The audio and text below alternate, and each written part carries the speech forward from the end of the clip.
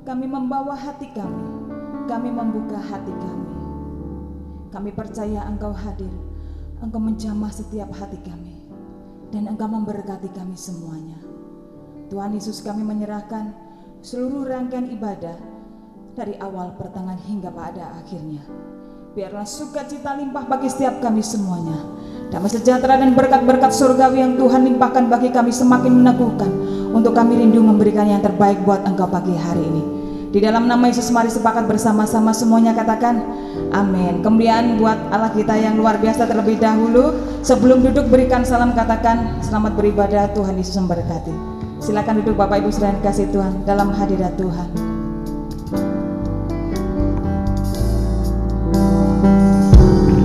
Engkaulah perisaiku saat badai hidup menerpaku. Katakan firman-Mu, firman-Mu di dalamku, tenangkan jiwaku, tenangkan jiwaku. Sekali lagi bersama-sama katakan Engkaulah perisaiku. Engkaulah perisaiku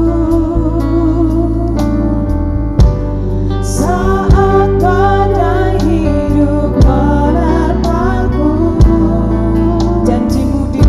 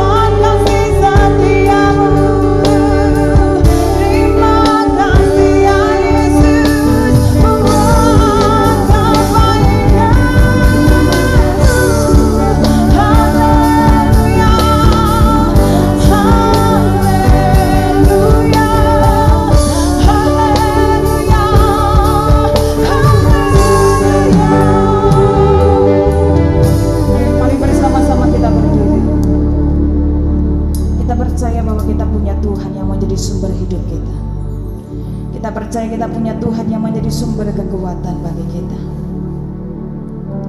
Terima kasih Tuhan Yesus. Bersama katakan, ku kan berdiri di tengah badai dengan kekuatan yang kau berikan. Sampai kapanpun ku kan bertahan, karena Yesus selalu menopang. Ku kan bertahan di dalam tekanan dengan kekuatan yang kau berikan. Sampai kapanpun tak tergoyahkan, karena Yesus selalu. Sekali lagi mari bersama-sama segenap hatimu. Ya Tuhan, di tengah badai, Tuhan yang kau berikan. Sampai kapanpun ku kan bertahan, karena Yesus selalu menopang. Ku kan bertahan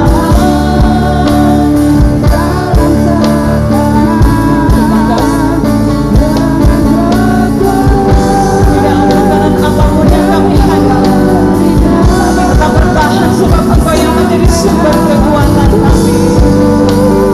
Tak tergoyahkan, karena Yesus selalu. Katakan, karena Yesus selalu menopang.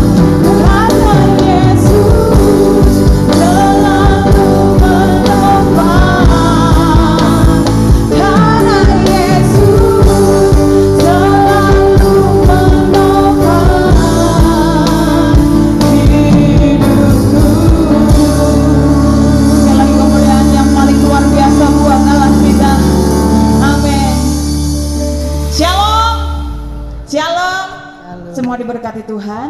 Coba Amin. lihat samping kiri kanannya, bisa kasih senyum meskipun pakai masker tetap bisa lihat. Ada senyum yang sukacita, ada senyum yang cantik, ada senyum yang indah. Amin. Sekali lagi kemuliaan yang panjang buat Allah kita yang luar biasa. Semua tepuk tangan di atas kepala. Haleluya. Mari bersama-sama semuanya katakan, berkuasa di bumi di surga, bertata dalam kemuliaan. Dialah Tuhan Allah kita, namanya berkuasa, memegang umatnya. Sekali lagi semua, berkuasa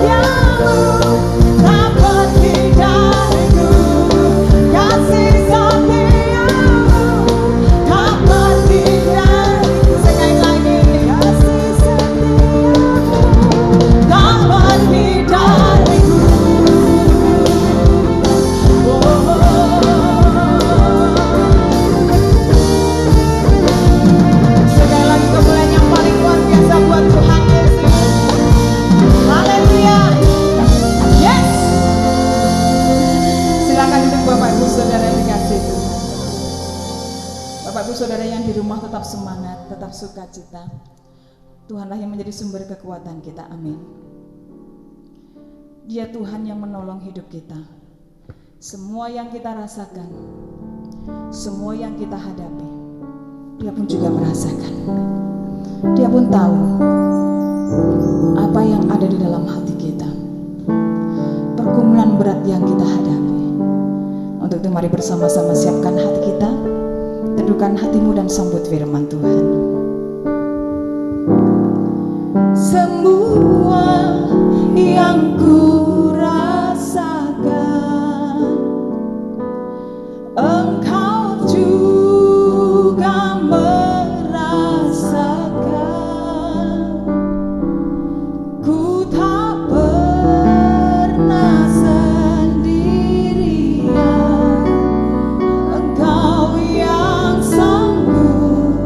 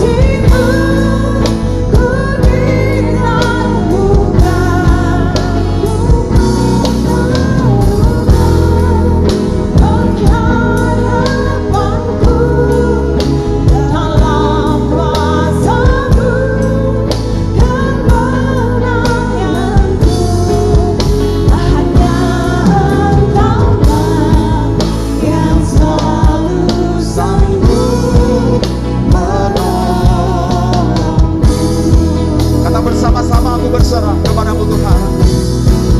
Aku berserah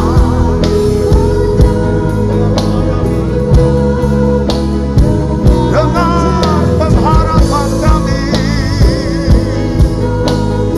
Yes Tuhan, aku pertaruhkan pengharapanku dalam kuasa-Mu, kemenanganku hanya Engkaulah yang selalu sanggup menolong.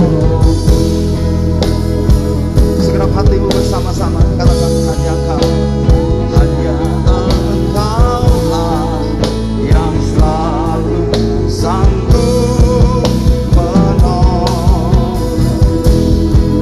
Mari sekali bersama malaikat di surga katakan hanya Engkau, Engkaulah yang selalu sanggup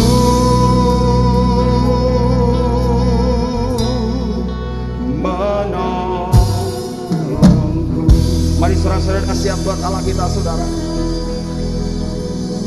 Engkaulah pengharapan kami, Engkaulah sumber kekuatan kami. Kami pertaruhkan pengharapan kami hanya kepadamu Tuhan. Sebab Engkau yang telah memberikan kepada kami keselamatan, bahkan pengharapan yang baru di dalam Kristus Yesus Tuhan kami. Sehingga pagi hari ini bersama-sama kami bersuka cita, sebab waktunya untuk kami terus dipersiapkan, kami terus diperlengkapi sebagai umat-umat pilihan Allah, sebagai mitra-mitra kerja Allah di tengah-tengah dunia yang semakin jahat ini. Kuduskanlah, sucikanlah hati kami, pandanglah kami layak untuk menerima bagian dari firman Tuhan yang boleh kami terima bersama-sama, yang kami tahu firman itu adalah pelita bagi kaki kami dan terang bagi jalan kami, sehingga kehidupan kami akan terus dituntun oleh karena firman-Mu kepada jalan-jalan yang semakin menyenangkan hati-Mu. Terima kasih Bapa, terima kasih. Urapi hamba-Mu dengan perkataan yang sederhana. Biarlah firman Tuhan yang disampaikan tepat seperti yang Tuhan firmankan. Yang lemah Tuhan kuatkan, yang susah Tuhan hiburkan, yang sakit Tuhan sembuhkan di dalam nama Tuhan Yesus Kristus. Kami siap untuk mendengar firman Tuhan di dalam nama Tuhan Yesus Kristus. Yang percaya bersama dengan saya katakan amin. Puji Tuhan. Silakan duduk Bapak Ibu. Puji Tuhan. Shalom. Baik, salam sejahtera buat kita semua. Hari ini kita bersama-sama bersuka cita sebab Allah hadir di tengah-tengah umatnya. Katakan amin. Tepuk tangan dulu dahsyat buat Allah kita saudara. Baik, saudara yang dikasihi Tuhan, saya berharap hari-hari yang kita lalui adalah hari-hari yang menyenangkan. Saudara bahagia, amin. Keluarga kita bahagia, semua sehat-sehat. Sekalipun mungkin tidak menutup kemungkinan ada hal-hal yang terjadi dalam kehidupan kita dan mungkin bisa menyesakkan hati kita. Bapak Ibu, ada orang berkata, untuk apa saya berdoa Pak, jikalau dalam seruan saya kepada Tuhan tidak pernah didengarkan? Buat apa saya berdoa jikalau saya berseru kepada Tuhan namun Tuhan tidak menjawab?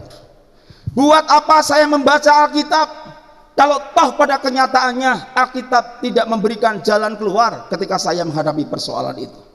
Nah Bapak Ibu, tentu ini pertanyaan-pertanyaan yang klasik yang terus kita akan temukan sepanjang kita hidup di dunia ini.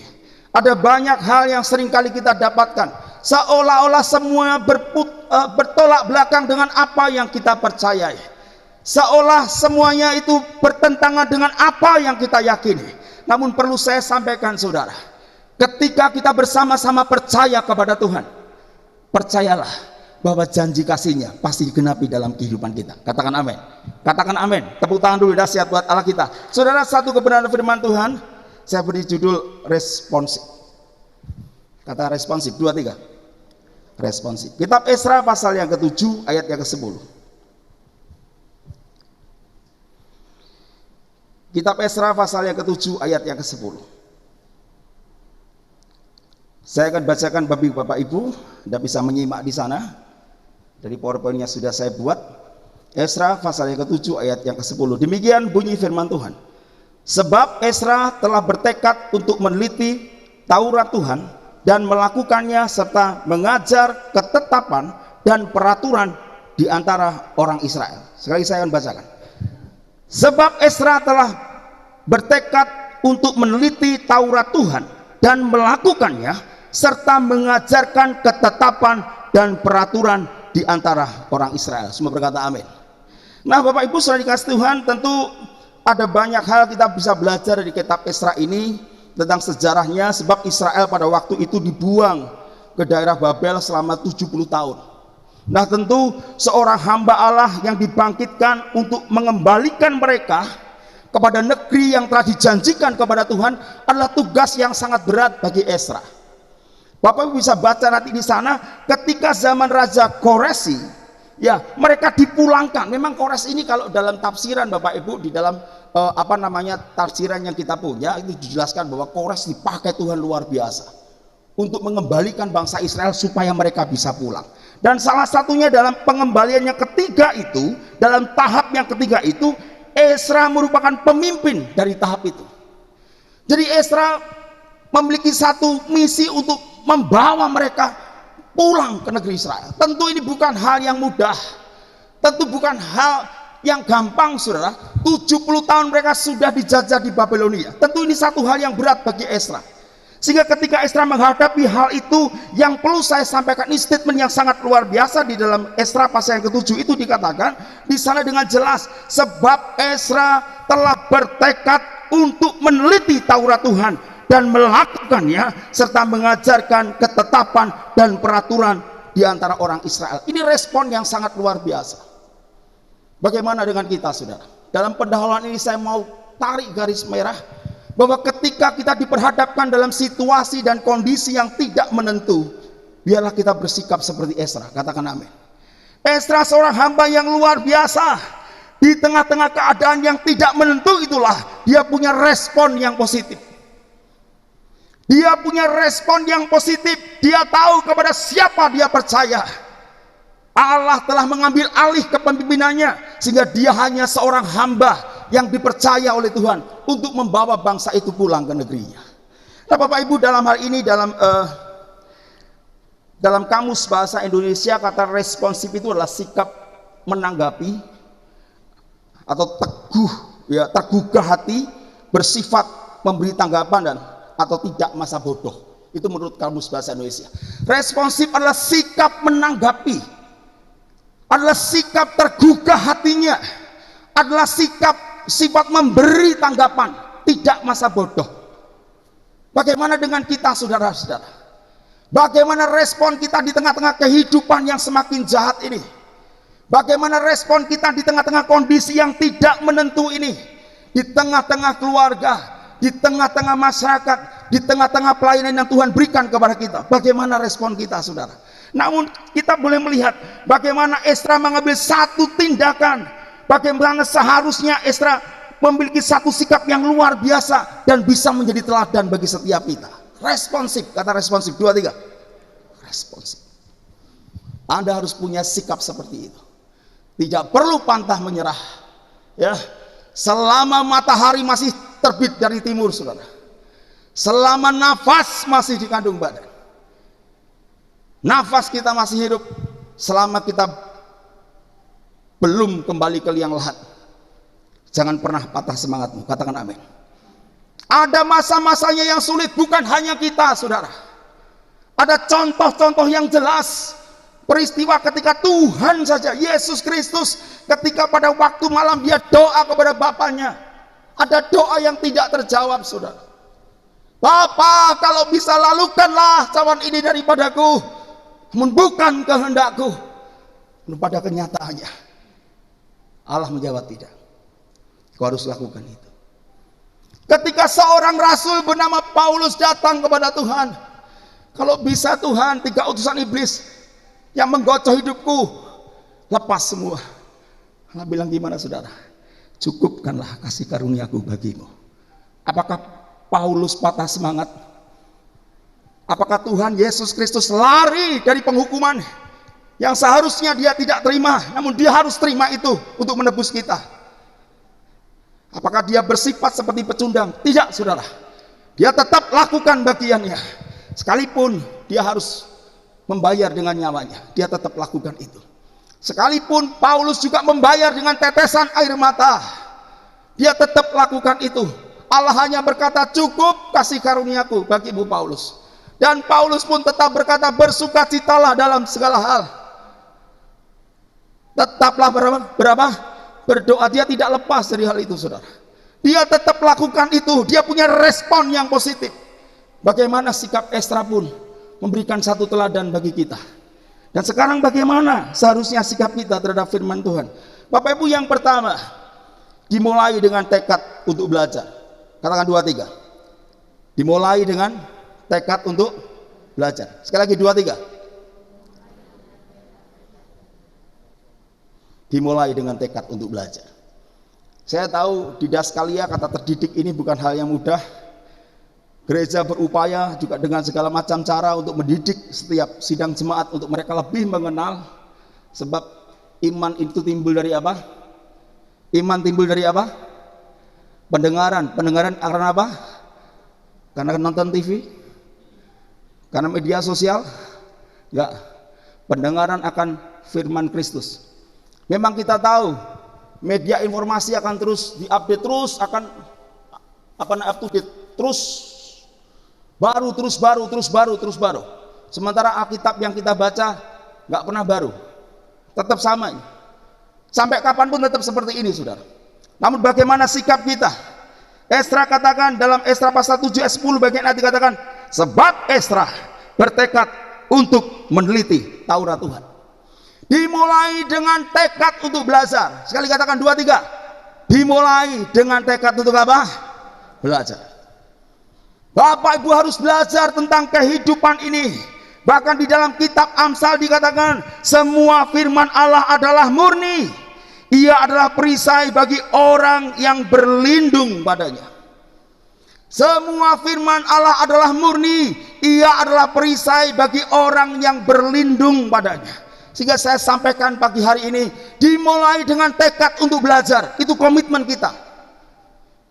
Dimulai tekad untuk belajar dari mana, saudara? Dari diri kita sendiri. Tadi saya sampaikan, buat apa saya baca Alkitab, Pak? Sementara saya baca Alkitab, Alkitab tidak pernah memberi jalan keluar. Saudara, saya perlu sampaikan, ketika engkau merespon firman Tuhan dengan benar, Alkitab dengan jelas Amsal katakan, semua firman Allah adalah murni. Ia adalah perisai bagi orang yang berlindung kepadanya. Katakan amin. Dia adalah perisai ketika persoalan-persoalan kehidupan datang menimpamu. Ketika badai itu sekonyong-konyong datang menimpa rumah tanggamu, percayai saudara bahwa firman Allah adalah perisai bagi orang-orang yang berlindung padanya. Sehingga ada banyak contoh di dalam perjanjian baru pun dikatakan engkau harus mulai belajar. Kalau di dalam kitab Matius pasal 4 ayat 4 dikatakan roti hidup.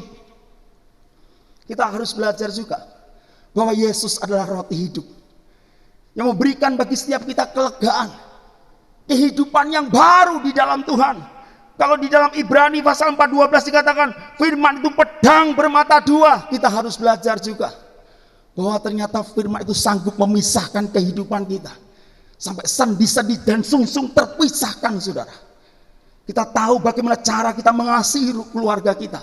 Bagaimana cara mengasihi suami kita. Bagaimana cara mengasihi istri kita. Bagaimana cara mengasihi anak-anak kita. Barang siapa mengasihi mereka lebih daripada Tuhan, dia tidak layak baginya. Sehingga bagi setiap kita, kita harus punya tekad untuk belajar. Katakan amin. Kalau di dalam Yakobus pasal pertama 23 dikatakan bahwa dia adalah cerminan kehidupan.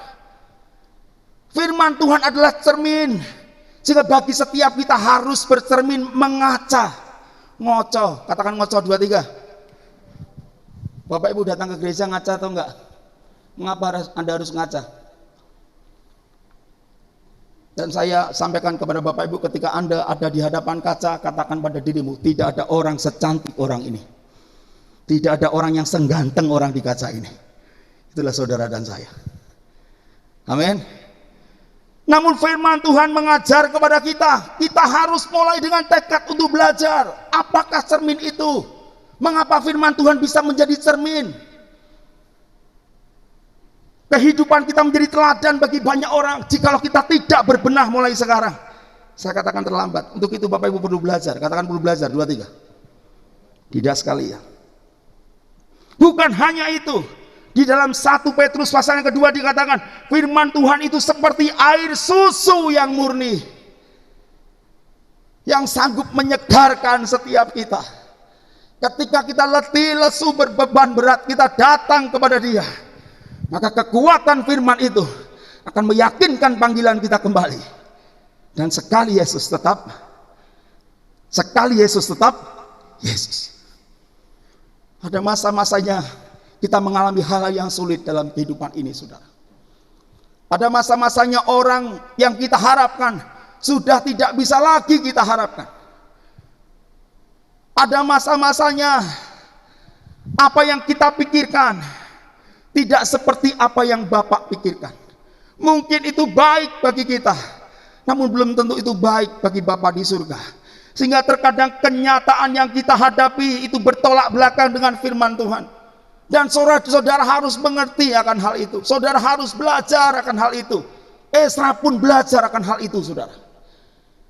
Di tengah-tengah bangsa yang sudah terbuang selama 70 tahun, Ezra tahap yang ketiga sebagai seorang pemimpin yang membawa mereka kembali ke tanah perjanjian itu, dia bertekad tidak ada cara lain.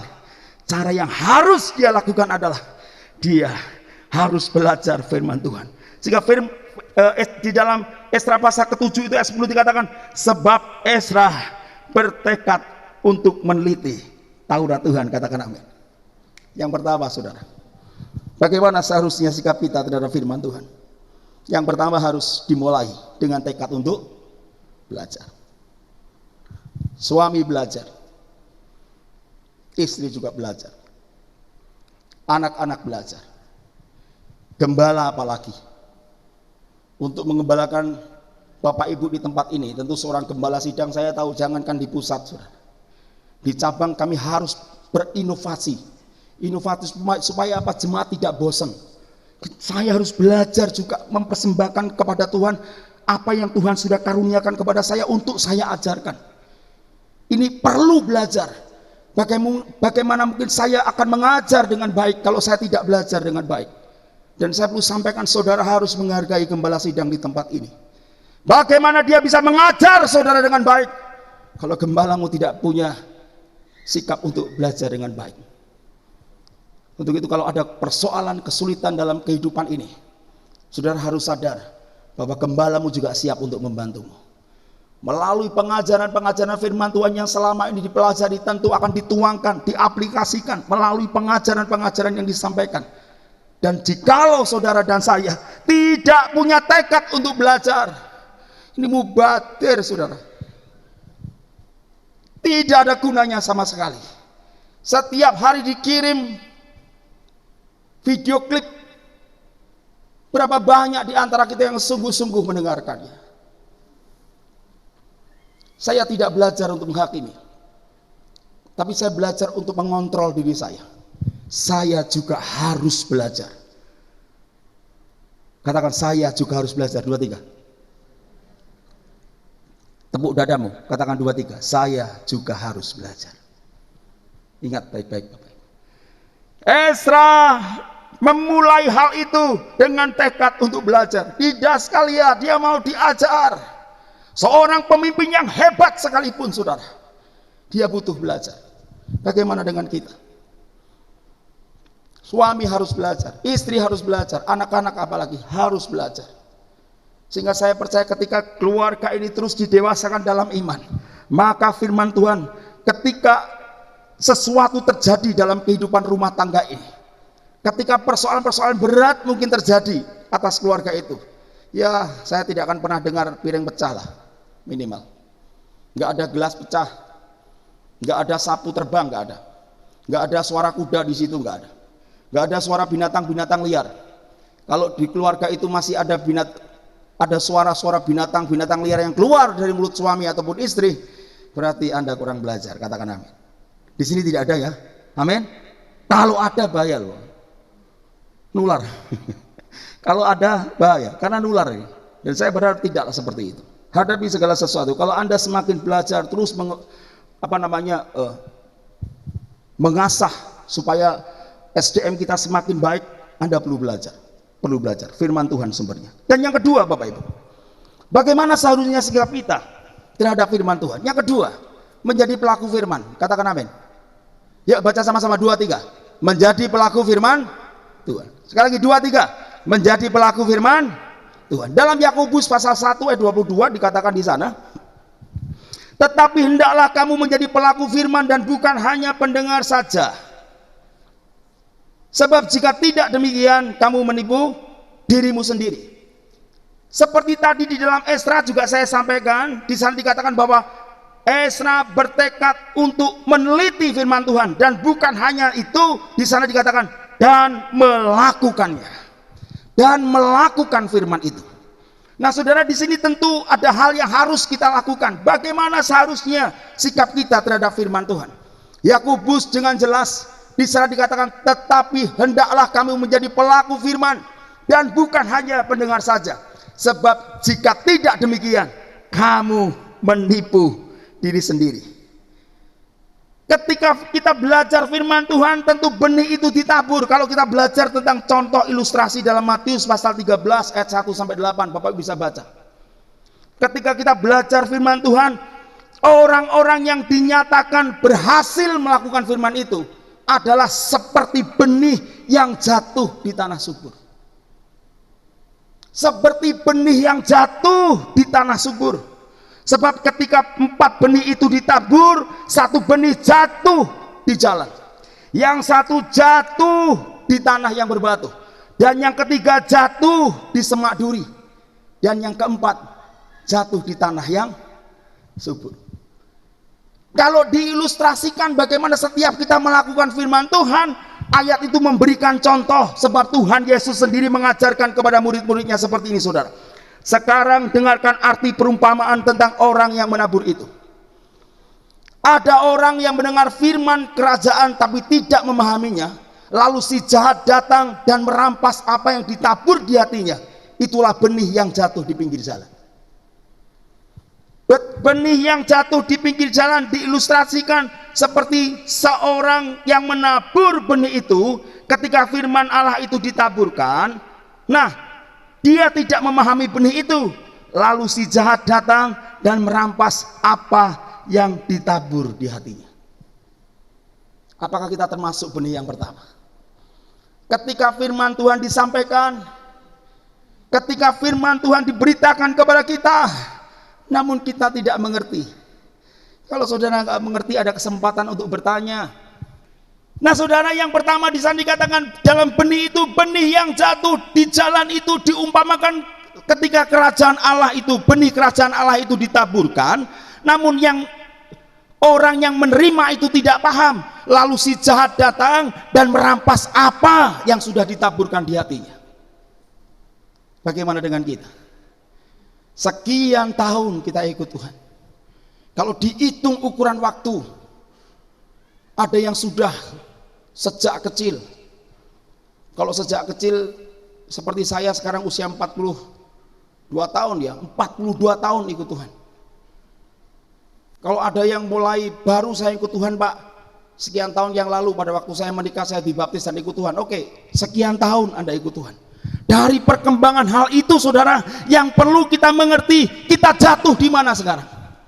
Yang pertama, jikalau saudara jatuh di jalan seperti apa yang diilustrasikan di situ, benih itu jatuh di jalan, itu diumpamakan tatkala firman kerajaan Allah itu disampaikan, namun yang menerima tidak mengerti, tidak memahami, sehingga si jahat datang dan merampasnya, merampas dari benih yang sudah ditabur di hati itu. Itulah benih yang jatuh di pinggir jalan. Nah, sewaktu itu benih yang kedua, Bapak Ibu, sewaktu benih itu jatuh di tanah yang berbatu, ia memaksudkan orang yang mendengar firman itu dan langsung menerimanya dengan senang. Lihat Bapak Ibu, yang jatuh yang jatuh di batu-batu itu seumpama seorang yang menerima benih itu, ya, orang itu mendengar firman itu langsung menerimanya dengan senang. Namun firman itu tidak berakar dalam hatinya. Dia percaya untuk sementara saja. Tapi ketika dia sengsara, ketika dia aniaya, karena firman itu, dia langsung tersandung. Bagaimana dengan kita? Ketika firman Tuhan itu disampaikan kepada kita, kita bersuka cita, kita berbahagia, sebab Yesus panglima kita, dia memberkati kita luar biasa. Kita katakan amin. Engkau pasti sembuh, katakan amin. Namun ketika engkau pulang beribadah, tidak kunjung-kunjung terjawab. Engkau mulai tersandung dengan firman itu. Itu diibaratkan seperti benih yang jatuh di tanah yang berbatu. Dan yang ketiga, saudara, benih yang jatuh di semak duri itu berbicara tentang sewaktu benih itu jatuh di antara semak duri, dimaksudkan orang yang mendengar firman itu, namun kekhawatiran soal kehidupan dunia ini dan tipu daya kekayaan menghimpit firman itu sehingga tidak berbuah. Sehingga tidak berbuah. Bagaimana dengan kita? Apakah kita seperti benih yang jatuh di jalan? Apakah kita seperti benih yang jatuh di tanah yang berbatu? Apakah kita seperti benih yang jatuh di semak duri? Yang keempat, Bapak Ibu, apakah kita seperti benih yang jatuh di tanah subur? Sedangkan sewaktu benih itu jatuh di tanah yang baik, ini dimaksudkan orang yang mendengar firman itu dan memahaminya, yang benar-benar menghasilkan buah, yang ia hasilkan 100 kali lipat, yaitu 60 dan yang 20, yang 30 kali lipat. Ada perlipat kali gandaan buah ketika orang itu paham benar firman Tuhan. Tidak selalu firman itu digenapi, ya. Terkadang Tuhan jawab tidak atas doa kita, ya, kita mau lakukan itu. Terkadang Tuhan jawab no, tidak. Tuhan kadang jawab tunggu, Tuhan jawab bukan. Saudara harus tahu akan hal itu. Kemarin disinggung oleh pembicara di Pos PI, Bapak Ibu, berkaitan dengan pernikahan. Kalau kita tahu bahwa jodoh di tangan Tuhan, semua katakan amin, amin, jodoh di tangan Tuhan. Namun satu ketika, mengapa kalau jodoh di tangan Tuhan ada banyak orang-orang Kristen yang cerai? Apakah itu jodoh di tangan Tuhan? Bapak Ibu yakin jodoh di tangan Tuhan? Kalau jodoh di tangan Tuhan, mengapa ada banyak selebritis Kristen mereka hidup dalam perceraian? Ini satu pertanyaan yang memang hari-hari ini kita hadapi. Karena tidak ada banyak orang Kristen yang jatuh di mana dia. Jangan-jangan dia jatuh di batu-batu. Jangan-jangan dia jatuh di semak duri. Jangan-jangan dia jatuh di pinggir jalan. Ketika gembala sudah sampaikan, engkau harus menjadi pasangan yang sepadan. Namun pada kenyataannya engkau mencari yang lain. Dengan tujuan apa? Wes Pak, kalau aku nikah karo si A itu, keluarganya tak geret kabeh, ben ke GBT, begitu kira-kira. Tapi setelah menikah malah katut deh. Karena kita nggak dengar-dengaran akan firman Tuhan. Namun yang jelas di sini saya mau sampaikan, saudara, bagaimana seharusnya sikap kita terhadap firman Allah. Sikap kita sebagai orang yang percaya kepada firman adalah kita harus menjadi pelaku firman Tuhan. Itu respon yang positif. Tahu hidup ini berat, tahu hidup ini sulit, justru saudara jangan mencari kesulitan-kesulitan lagi. Kalau tahu hidup ini berat, jangan saudara menambah sesuatu yang berat itu dengan persoalan-persoalan yang tidak perlu. Kalau kita tahu hidup ini serba kurang, Pak, saya sudah kerja ini kurang, kerja ini kurang, kerja ini kurang. Saudara jangan tambah dengan hal yang tidak perlu. Tambah utang bank tidak lah. Tambah hapus-hapus lah, gaya melas dan lain sebagainya. Saya mau sampaikan, ini bukan sikap kita sebagai orang-orang yang percaya kepada Tuhan. Katakan amin. Respons positif bagi setiap kita adalah orang-orang yang menjadi pelaku firman Tuhan. Karena apa, saudara? Sewaktu benih itu ditabur di tanah yang baik, ia akan menghasilkan firman Tuhan yang terus berlipat kali ganda. Sebab apa? Dia paham akan firman itu. Dia paham akan firman itu. Yang penting Anda paham dulu, saudara. Tuhan di mana Pak Andreas, Tuhan di mana-mana, Tuhan menyertai kita, amin. Tapi bukan berarti kita harus duduk santai dan seolah-olah Tuhan selalu campur tangan.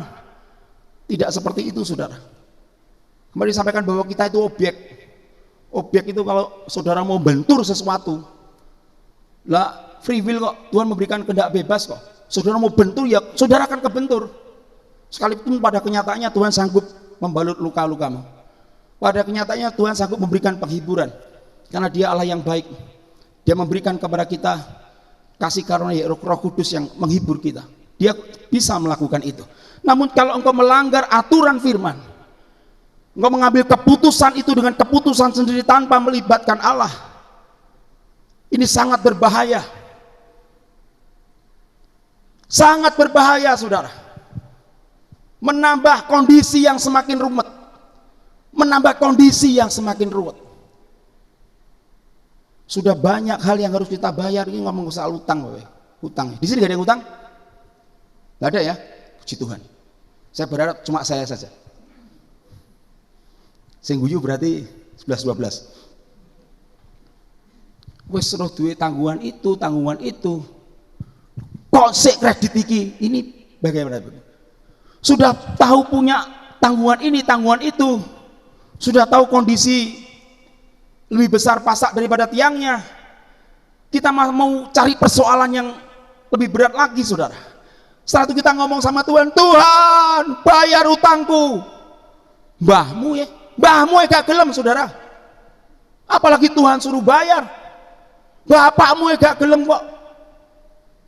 Jangan begini, maksud saya jangan bertindak bodoh begitu loh. Anda harus paham firman Tuhan.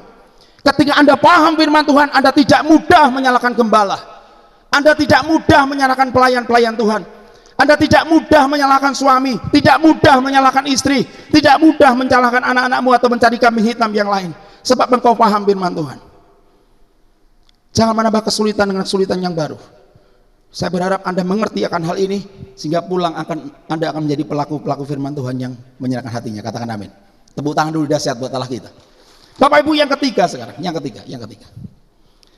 Bagaimana respon kita atau sikap kita terhadap firman Allah? Yang ketiga adalah mengajarkan kepada sesama. Katakan 2, 3. Mengajarkan kepada sesama. Ini penting loh Bapak Ibu. Mengajarkan kepada sesama. Tadi Esra tadi pasal yang ke-7 ayat 10 dikatakan, sebab Esra telah bertekad untuk meneliti Taurat Tuhan dan melakukannya serta mengajar ketetapan dan peraturan di antara orang Israel. Dia bisa dikatakan melakukannya serta mengajar ketetapan dan peraturan di antara orang Israel. Bapak Ibu, saya percaya sampai hari ini orang Israel pasti akan melakukan itu. Karena ketetapan turun-temurun yang harus dilakukan. Sehingga di dalam kitab Ulangan pasal 6 itu dikatakan, Ulangan pasal 6 ayat 6 itu, apa yang kuperintahkan kepadamu pada hari ini haruslah engkau perhatikan. Ayat ke-7, haruslah engkau mengajarkan berulang-ulang kepada anak-anakmu dan membicarakannya apalagi engkau duduk di rumahmu. Apabila engkau duduk di rumahmu, apabila engkau sedang dalam perjalanan, apabila engkau sedang berbaring, apabila engkau bangun, ajarkanlah semua itu. Haruslah juga engkau mengikatkannya sebagai tanda pada tanganmu. Haruslah itu menjadi lambang di dahimu. Dan ayat 9 dikatakan, dan haruslah engkau menuliskannya pada tiang pintu rumahmu dan pada pintu gerbangmu. Saya percaya ajaran turun-temurun ini dilakukan oleh orang Israel. Saya percaya itu, saudara. Sehingga saya melihat kehebatan orang-orang Israel itu, kehebatan anak-anak orang Israel ketika dia menghadapi persoalan-persoalan yang sulit. Mereka tidak takut, mereka tidak gentar, saudara. Kemarin saya sampaikan di pos PI minggu yang lalu, waktu saya pelayanan di di Pak David Immanuel. Bapak Ibu, saya sampaikan mengapa Sadrak, Mesak dan Abednego dia tidak takut ketika dia menghadapi tiang api. Sudah bisa jawab? Sadrak, Mesak dan Abednego ini tidak ubahnya seperti saudara dan saya. Dia juga manusia biasa.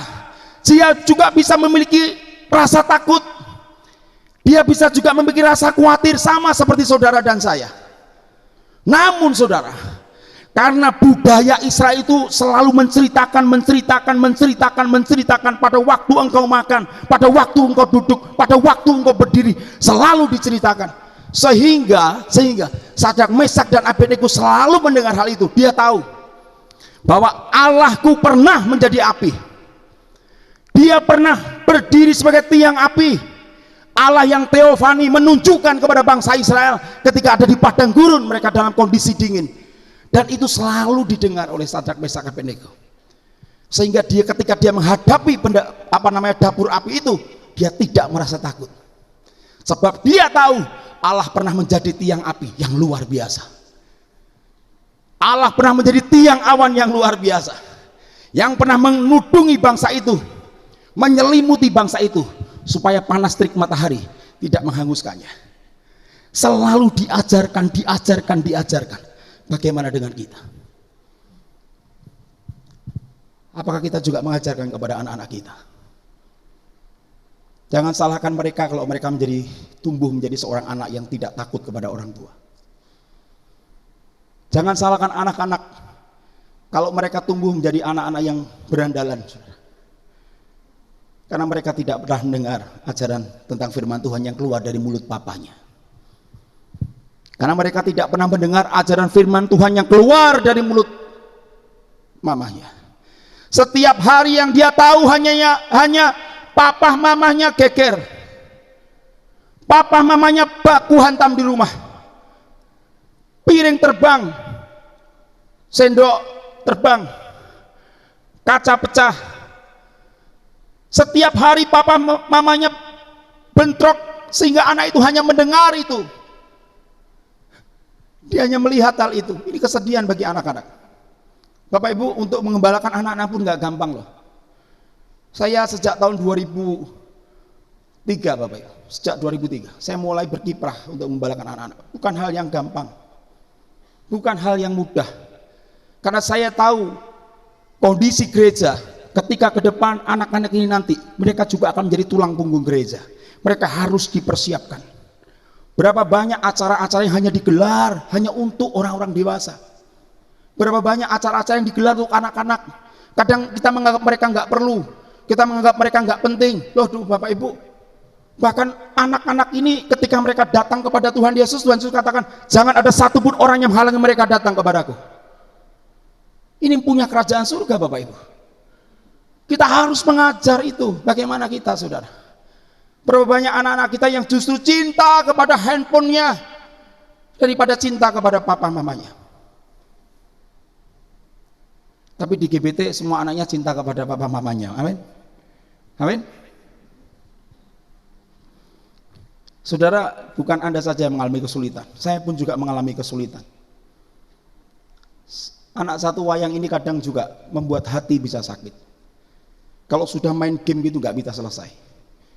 Dan kadang saya punya inisiatif seperti kemarin ada beberapa webinar guru-guru sekolah minggu di Bamak ini, ya, ada seorang pembicara Pak siapa kemarin disampaikan memang harus ada komitmen, Nah saya ngomong, Grace matikan dulu, saya tahu Pak, kalau gak mbok pateni wifi ini tak pecah loh Grace. Saya keras saudara, saya keras, memang saya didik anak saya keras. Kalau tidak dimatikan wifi-nya tak pecah. Pilih mana? Dimatikan HP ini ngesane Bapak Ibu. Wifi kan sing ngijoli wifi sing ngijoli ya Vis Media, bukan saya katakan jatuh gitu. Tapi kalau HP aku sing ngijoli ya susah. Kalau nggak ada wifi dia nggak main. Saya katakan ini hal yang sulit loh di era sekarang. Ada orang tua WA sama istri saya, orang tua anak Salazri ya. Dia ngomong minta tolong anak saya begini, batinku podo anakku yang ngono. Wablak minta ampun Bapak. Tidur kalau nggak jam 1 jam 2 belum tidur.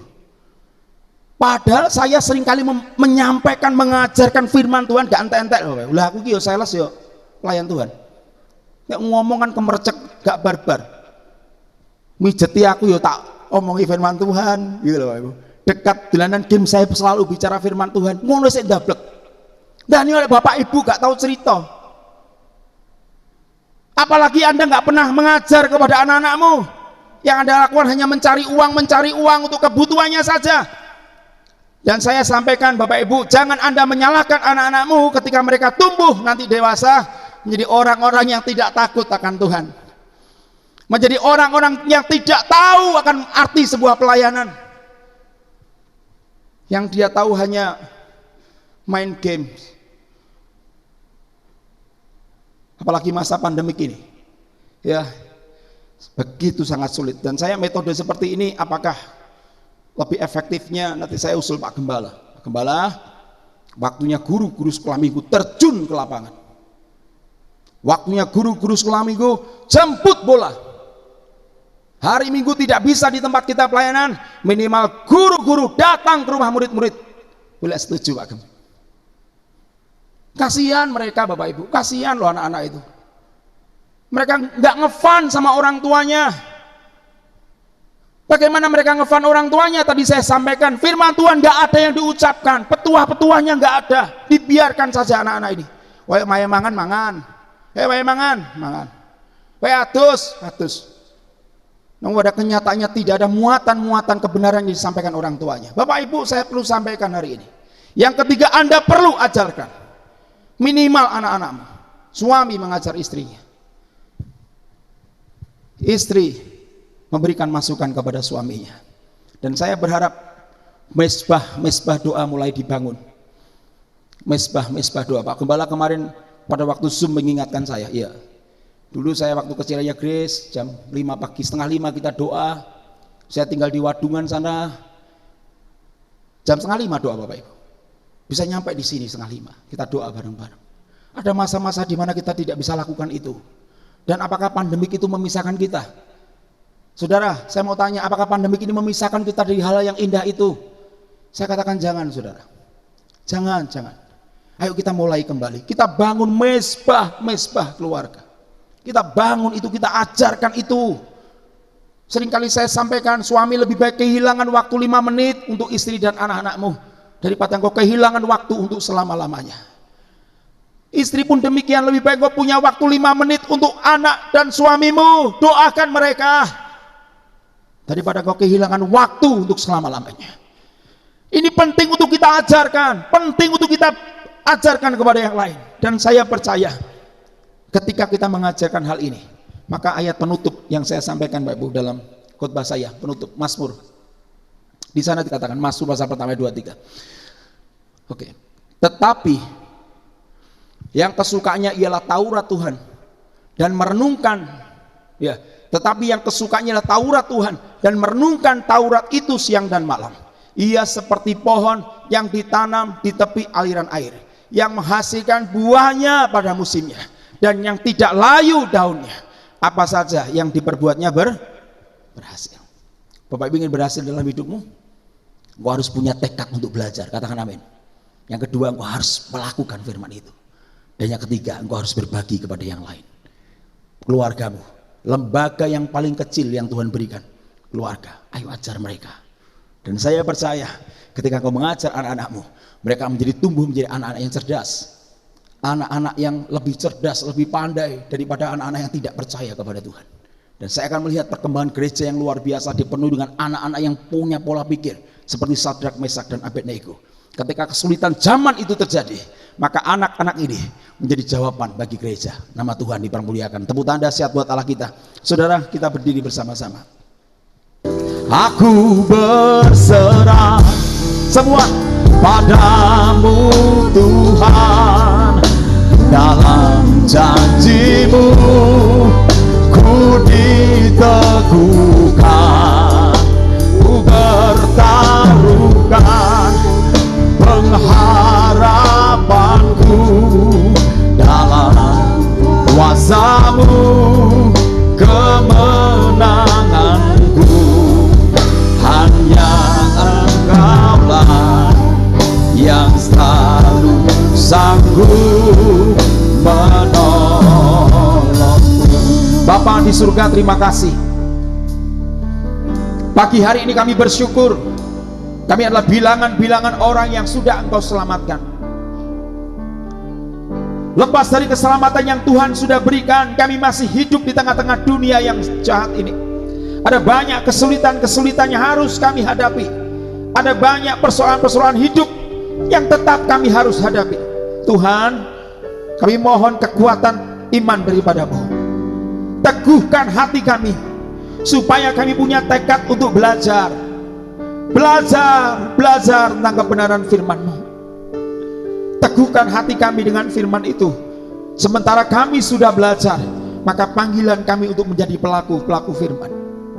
Menjadi pelaku firman Tuhan. Sekalipun mungkin ada aniaya kecil tentang firman yang kami pahami, kami harus menyangkal diri, kami harus pikul salib, kami harus tetap mengikut Kristus dalam kondisi susah, dalam kondisi duka. Kami tetap harus melakukannya. Kami percaya seperti benih yang jatuh di tanah yang subur, itulah kami akan melipat kali gandakan buah, dan semua akan menyenangkan hati-Mu. Dan tidak cukup hanya di situ, ajar kepada kami untuk juga mengajarkan kepada keluarga kami.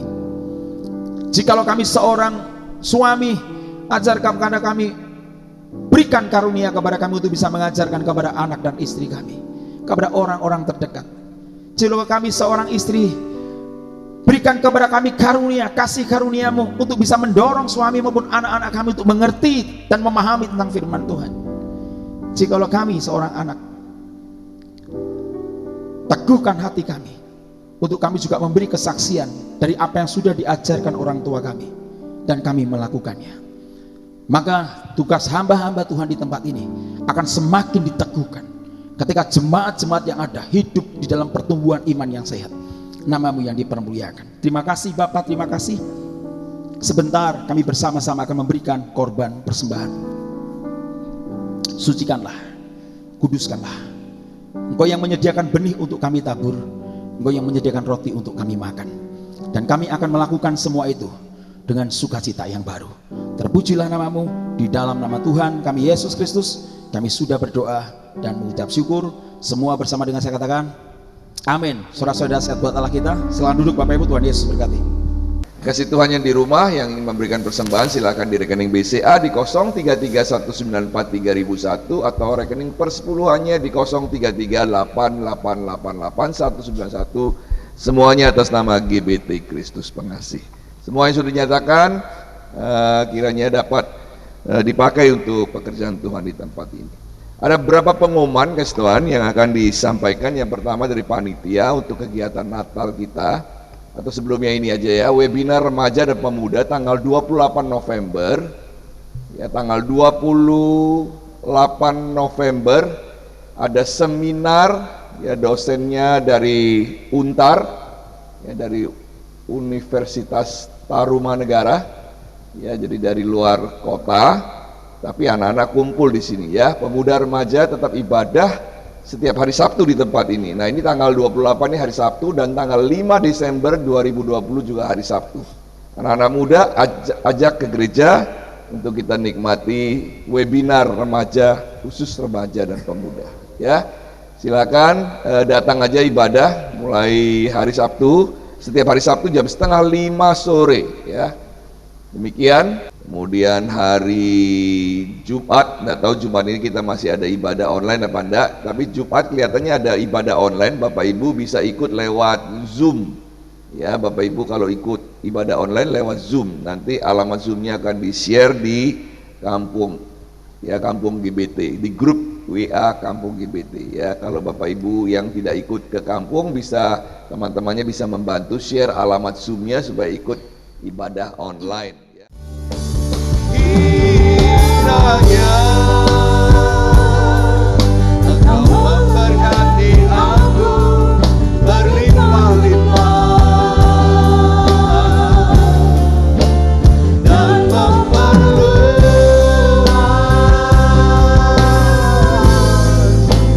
daerahku, dan kiranya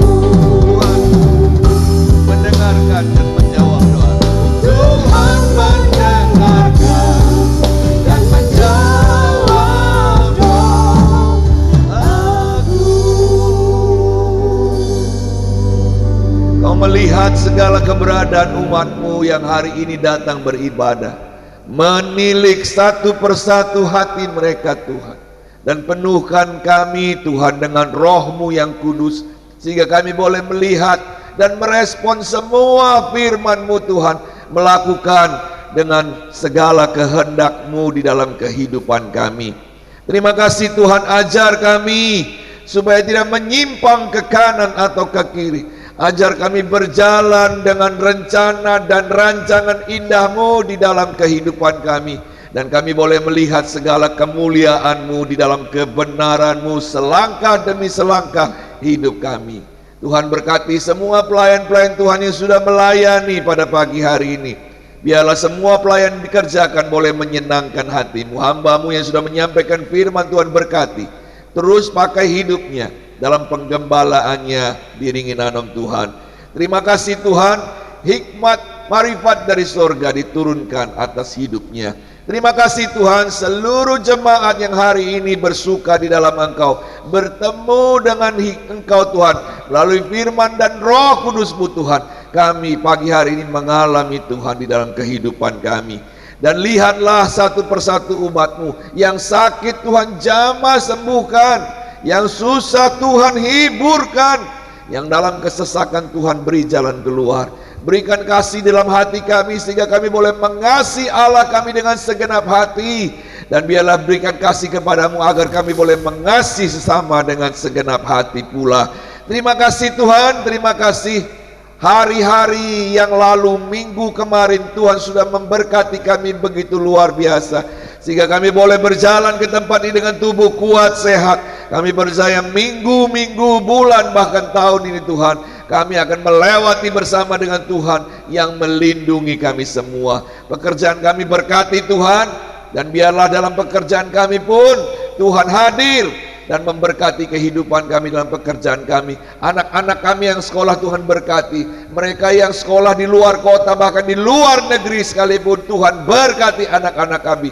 Kami percaya, kami yakin, kami dilimpahi oleh berkat Tuhan, sebab kami adalah umat-Mu Tuhan. Dan kami percaya kekuatan itu akan terus ada di dalam hidup kami, untuk kami lewati segala onak dan duri yang ada di dunia ini Tuhan. Kami melewatinya Tuhan bersama dengan Tuhan, dan kekuatan Kau berikan kepada kami, dan kami akan berhasil melewatinya karena Tuhan yang menolong kami semua. Terima kasih Tuhan, terima kasih. Kami adalah murid-Mu, kami adalah hamba-hamba-Mu. Setelah dari tempat ini Tuhan, Engkau mengutus kami ke dunia dan melayani Engkau di dalam setiap waktu hidup kami, di dalam setiap minggu hidup kami Tuhan. Kami menjadi berkat dan saksi di mana saja kami berada. Di mana kaki kami diinjak Tuhan, di situ Engkau memberkati dan kami memberkati yang lain. Biarlah kabar sukacita boleh disampaikan kepada bangsa-bangsa melalui hidup kami, melalui keluarga kami, melalui pekerjaan kami, melalui seluruh aspek hidup kami. Oleh karena itu Tuhan, sebelum kami pergi dan diutus, kami membutuhkan urapan-Mu, dan kami membutuhkan berkat-Mu, supaya kami pergi dengan kekuatan yang dari sorga dan berkat-berkat yang diberikan bagi kami semua. Mari saudara kita angkat tangan kita sama-sama, buka hatimu. Biarlah Allah sendiri yang menjamahnya. Urapi kami dengan urapan yang baru Tuhan. Roh Kudus-Mu Tuhan ada Tuhan, dan ada di dalam hati kami, memberi urapan Tuhan, seperti Tuhan mengurapi rasul-rasul-Mu, mengutusnya pergi ke dalam dunia menyampaikan kabar sukacita. Kami adalah murid-murid-Mu yang diutus hari ini Tuhan kepada dunia. Kami akan melayani Engkau Tuhan dengan segenap hati dan segenap jiwa kami Tuhan. Terima kasih Tuhan. Lihat tangan yang terangkat Tuhan, hati yang terbuka. Kami membutuhkan Engkau lebih daripada hidup kami sendiri. Tanpa Engkau kami tak dapat berbuat apa-apa. Tuhan memberkati Engkau dan melindungi Engkau. Tuhan menyinari Engkau dengan wajahnya dan memberi Engkau kasih karunia. Tuhan menghadapkan wajahnya kepadamu dan memberi Engkau damai sejahtera. Pulanglah dengan membawa berkat damai dari Allah Bapa di dalam sorga, cinta kasih kemurahan dari Tuhan Yesus Kristus, serta kuat kuasa dalam pekerjaan Roh Kudus menyertai, mengurapi, memberkati engkau dari sekarang sampai selama-lamanya. Terima berkat-berkat Tuhan ini, terima berkat-berkat Tuhan ini, dan terima berkat-berkat Tuhan ini. Di dalam nama Tuhan Yesus kami sudah berdoa dan beribadah.